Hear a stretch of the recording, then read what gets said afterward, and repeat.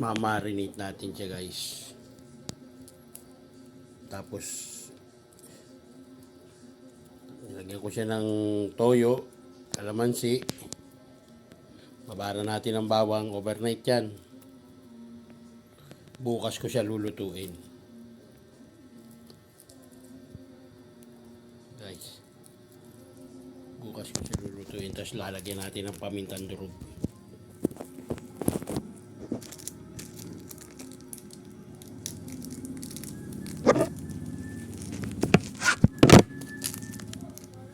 Lalagyan natin siya ng pamintang durog. Tapos hahaluin natin. Bukas ko siya lulutuin. Babaon ko. Pag biyahe ko bukas, meron na akong baon. Hugas tayong kamay. Ito sa sinigang to. Sisigang tayo. Ayan. Pakuluan muna natin yan. Tapos lalagay natin siya sa rep. Bukas natin siya lulutuin.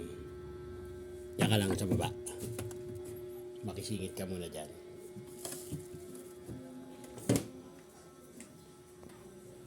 Bukulo. Alisin natin ang bula.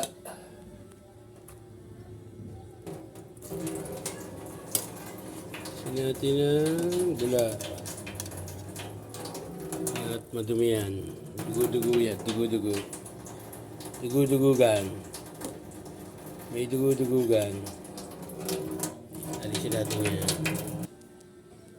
Tapos ng sibuyas, lagay natin ang kamatis. Hiwain lang natin ng konti.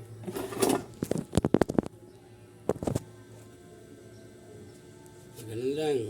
Cross lang. Cross lang siya. Natin kailangan padamihin. Ayan, pakulo ulit.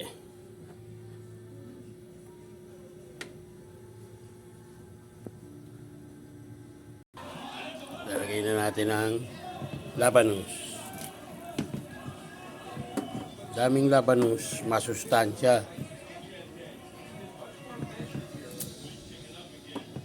Siyempre, sasabay na natin yung sitaw. Matigas din yan eh. Yan. Yan. Mamaya-maya ng konti yung okra. Sunod na natin ang okra.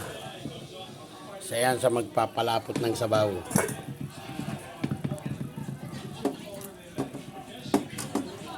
Gusto ko sa sinigang ganito, maraming okra. Yung gabi, sinabay ko doon sa karne. Bali siya madurog.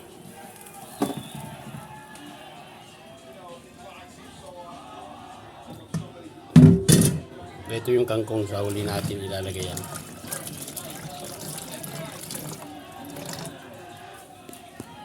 Kulo siya.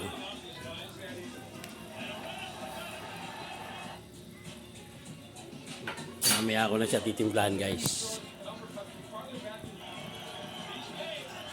Final na. Kangkong. Kangkong. Yung huling nilalagay ko kasi medyo malambot dahon lang siya.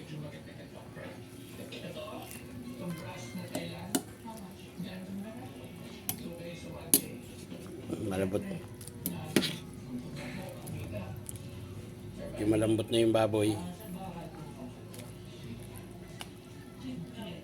Medyo malambot na siya.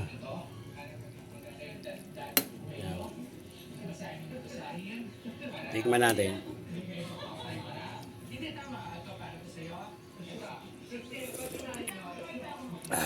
Ayos. Pwede na. Pan ko na. Actually, luto na yan. Ayoko nang nalalabog yung kangkong. Bye.